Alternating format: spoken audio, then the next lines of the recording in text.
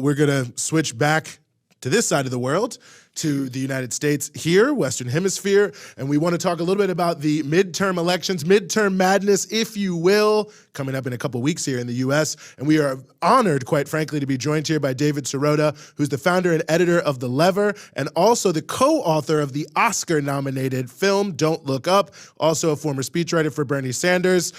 David, thank you so much for being with us here on the show. Thank you. Thanks for having me. Well, I tell you, the pleasure is all ours. We're a couple weeks away here now from the midterm elections in the U.S., a lot on the line.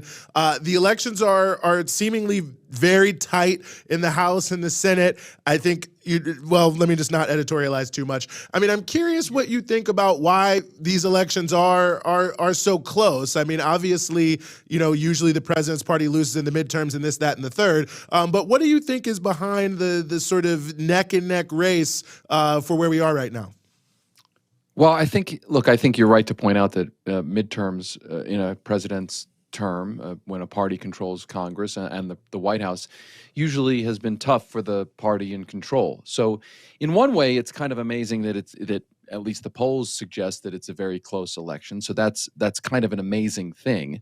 I think what it says is that the Republican Party has not completely capitalized on the inherent opportunity of a midterm election, because I think a lot of the public still perceives the Republican Party, rightly so in my view, to be a completely extremist party that is wildly out of step with the public on a lot of major issues. Now, I do think that the Democrats have basically decided to not campaign on any economic issues at all.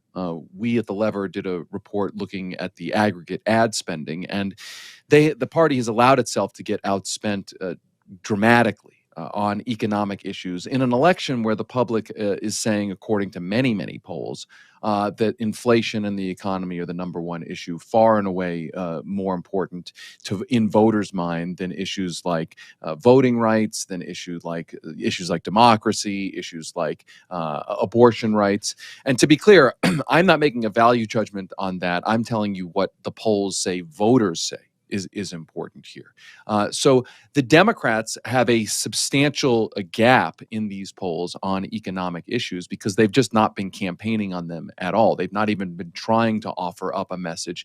And Republicans have been hammering the Democrats on inflation. Now, the Republicans haven't, to my mind, been offering up any solutions to the economic crises that the country is facing. But the Democrats haven't really gone out there and pitched why reelecting them will solve economic problems. And I think the reason for that, there's two real reasons for that. One, I think the abortion issue has become even more salient than normal because of the Supreme Court's Dobbs ruling. And so I think the Democrats see an opportunity there to really press their advantage on that issue as the pro-choice party. But I also think that the Democrats don't want to offend their corporate donors, and campaigning in a populist way on economic issues, specifically making the argument that that inflation is really being driven by corporate profiteering, that's not a message that the Democratic Party's corporate sponsors really want the party to air. It's not a message that corporate media really wants to hear. So I think ultimately that has created the dynamics whereby Democratic leaders have said, well, listen, abortion is a very salient issue this year. We don't really want to offend our corporate, our big money donors. So let's just campaign almost exclusively on abortion. It's a big gamble because I'm coming to you from Colorado. Colorado in 2014 was the home state of the cautionary tale of a guy named Mark Udall, an incumbent Democratic senator campaigning in the wreckage of the financial crisis, another economic emergency. And he campaigned almost exclusively on abortion, and he lost a very winnable Senate seat. So what it kind of feels like, at least right now, unless there's a turnaround in the message for Democrats to focus on economic issues, is that the 2014 cautionary tale of Colorado has become a preview of their 2022 strategy.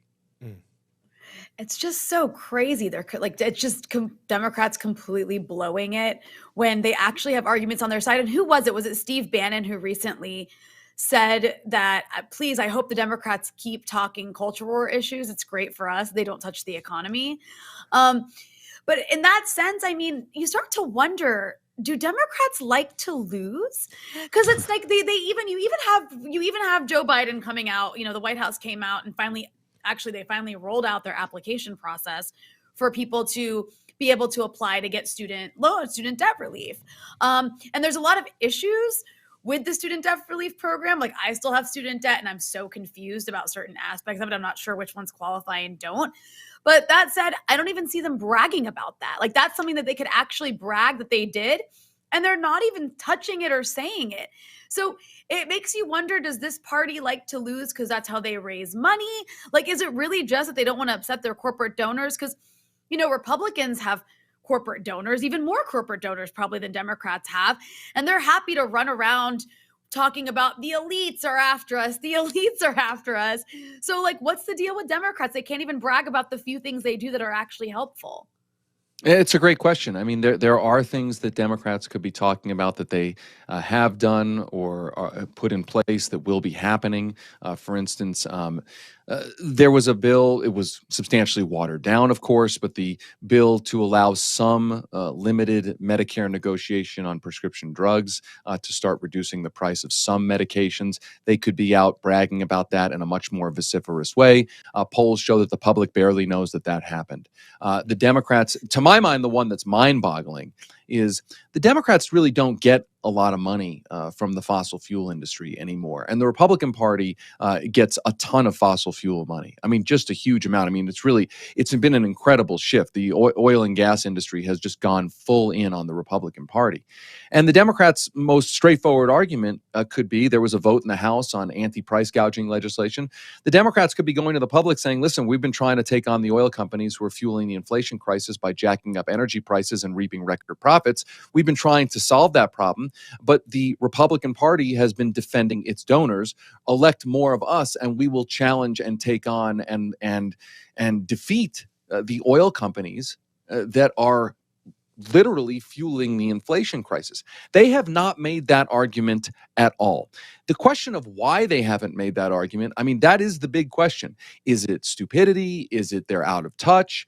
Is it they have a different calculation that they think that abortion, voting rights, talking a lot about the January 6th riot will be a better for them in the polls, just a strategic difference? It's hard to say what it is.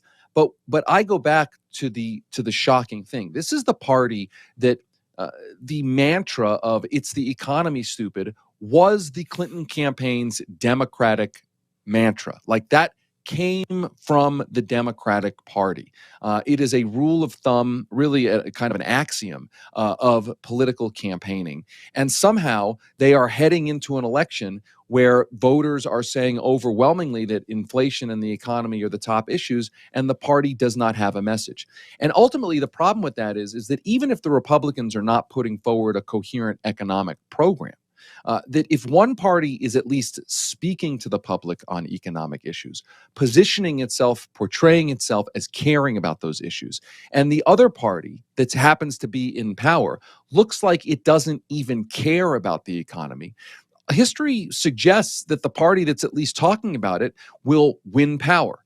In my view, that's especially at a time when Republicans are threatening to essentially end or at least limit elections and democracy in the future.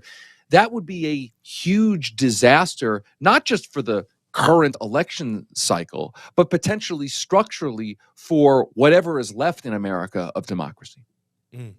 No, I think those points are very well taken. And with things like, Moore v. Harper on the table in the Supreme Court, obviously, the dangers are very, very high here. And it just feels like, maybe to extend your point a little bit here too, because it's very well taken, that there's almost this negative feedback loop that to the extent that it feels like people feel, oh, well, Republicans are talking about the issues that, are sort of the life and death issues for me, my pocketbook issues, that it also helps drive the feeling that, well, maybe they're right about some of these other issues. And the very fact that they're able to say, well, they don't care about you, whether you'd have enough to eat or not, they just care about whatever, immigration. I mean, it's all demagoguery, but it seems like it has like a negative feedback loop that helps drive some of those sort of worst impulses in our society around race, around, gender, around immigration, around all these different pieces, because it seems that Republicans have this monopoly on, seeming to care about people's economic issues. And it just has this, I don't know, I'm going to keep saying the same thing over and over again, but I think you know what I'm getting at. Absolutely. Look, we know that when politics becomes purely a culture war and not about economics, bad things tend to happen. I mean, that is the basic truth. And I think that Republicans know that. That's probably why Steve Bannon apparently said that. That they know that if there is a conversation about culture, it means that their party doesn't have to, the Republican Party doesn't have to answer for its fealty to the oligarch class. But of course, the Democrats have their own fealty to that class, and they are missing a huge opportunity. Now, look, I'm sure there are voices in the Democratic Party saying, "Look, the presidency is controlled by the Democrats. Congress is controlled by the Democrats. There's nothing we can go out and say on the economy because the economic problems, we effectively own them." I just think that's nonsense. It's just nonsense. I mean, there is a cogent argument to make. And I have been a critic of the Democratic Party not going far enough, not pushing enough on economic issues, economic legislation. But there is certainly a cogent argument to make that even the kind of watered down Democratic economic agenda, parts of it have been blocked by the Republican filibuster, by Republican obstructionism. Parts of the social safety net, the social contract have been shredded, the economic social contract by the Supreme Court.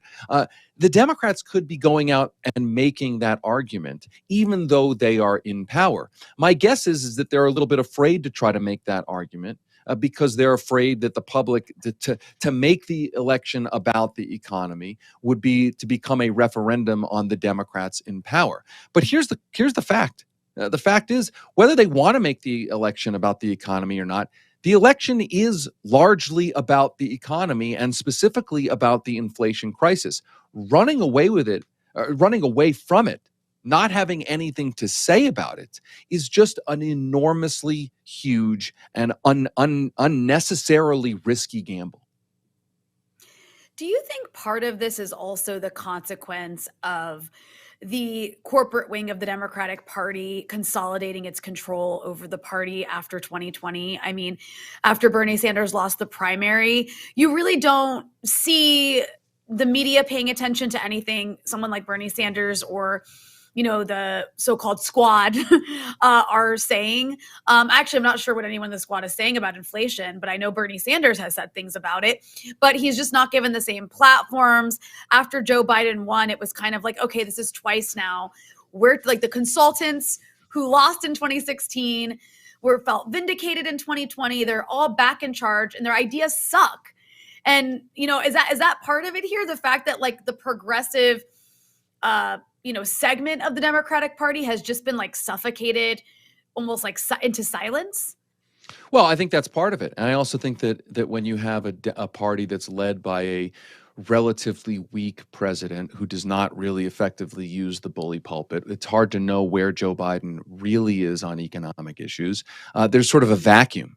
So there's everyone's looking to the White House, to the leader of the party, and the leader of the party just hasn't aggressively put forward on a day-to-day basis a clear economic argument. I mean, to be clear, I think some of the things that the Biden administration have done has been pretty good and frankly better than the Obama administration, the last Democratic administration. I think the first social safety net spending bill right when Biden got in was a hell of a lot better than the meager stimulus plan and bank bailout that Obama did when he first got in. So I think there's good things to say about some of the things that the Biden administration have done.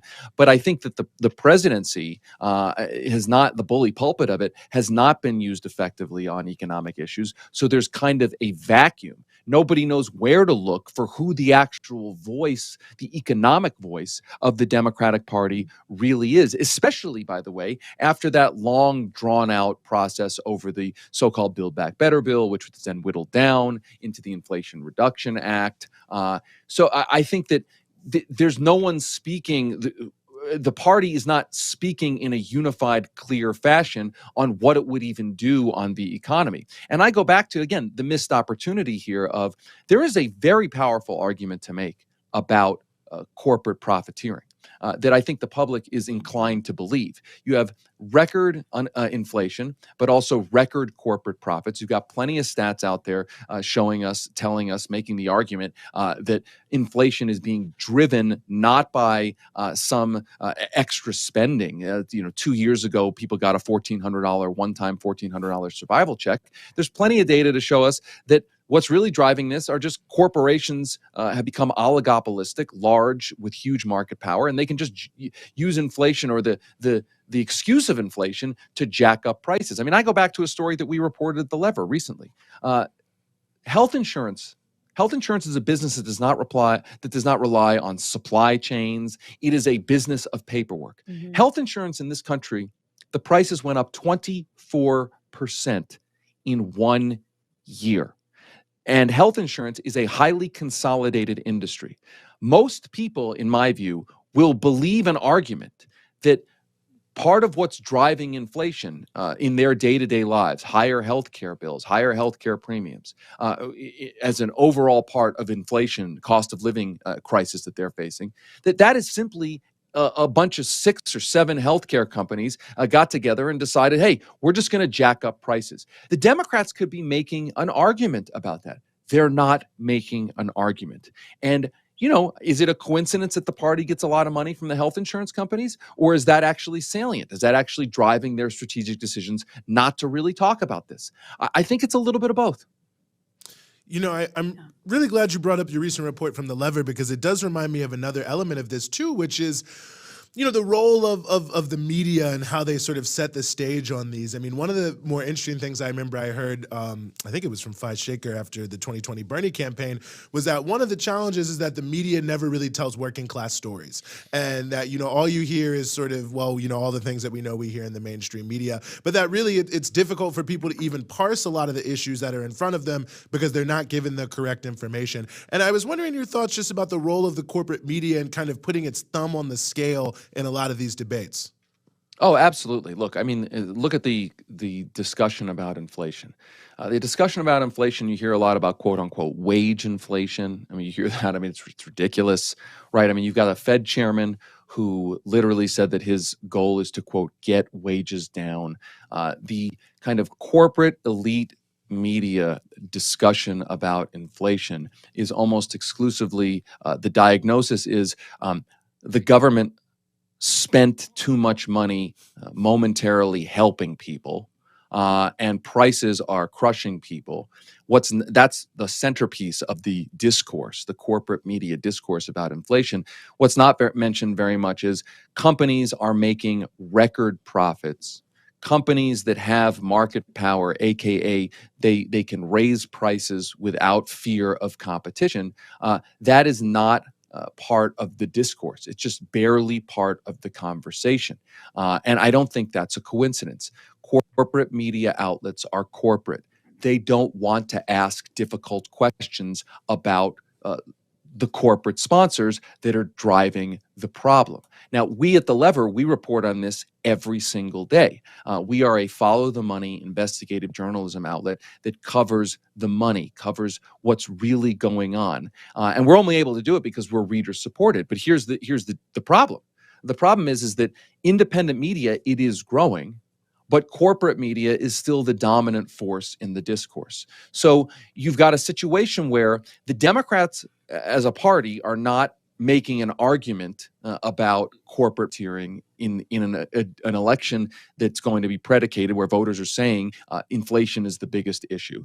And you've got a corporate media environment which doesn't want to talk about corporate profiteering either. So you're left with I've said this before, I'll say it again. Part of the democracy crisis, if you really want to get serious about what the democracy crisis is you've got an economy that is in crisis, the crisis being fueled a lot by corporate power, and the election discourse, the discourse in how we decide a democratic election, barely is talking about this at all. That ultimately, that kind of corporate media influence, dominance of the democratic, small d democratic discourse is a huge part of the democracy crisis in America. Well, David Sirota, founder and editor of The Lever. That's levernews.com, levernews.com. Hope everyone checks it out and supports it. And we thank you so much, David, for being with us and giving us some of your precious time here on The Freedom Side. Thanks to both of you.